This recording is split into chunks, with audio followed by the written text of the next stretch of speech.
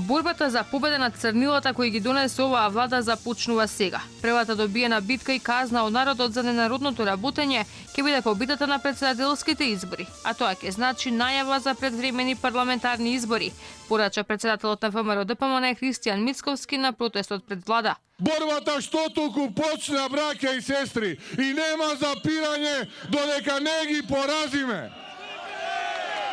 Првата победа ќе биде на претседателските избори.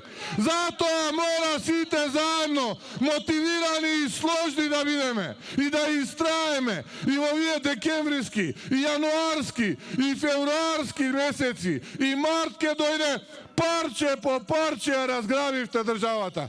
Народот на следните предвремени парламентарни избори ќе ви покаже дали наместените анкети се вистинската слика во Република Македонија.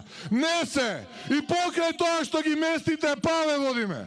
Обрекајќи се на владиниот тим, Мицковски им порача дека казната за црнилата во економијата дополнително ќе ги стигне. До септември Македонија се задолжи за 350 милиони евра, а секој семејство за 45.000 денари. Ваквиот тренд, вели, мора да запре. Во 2016-та, велеа, ние ќе растеме економијата со минимум 5% годишно. Помина скоро половина мандат.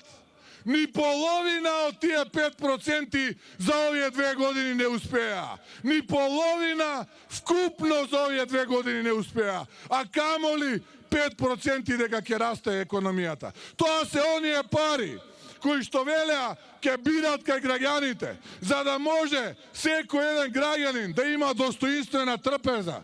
Граѓаните побараа оставка од владата и ги повторија нивните барања. Да запре дополнителните даноци и крадењето на народот, да продолжи проектот за гасификација на Македонија, да се формира комисија која ќе ги прислуша снимените разговори во последните 2 години и да се утврди одговорност за нарачателите, да се почитува волјата на народот изразена на референдум, закажа нов протест за сабота од Прилеп.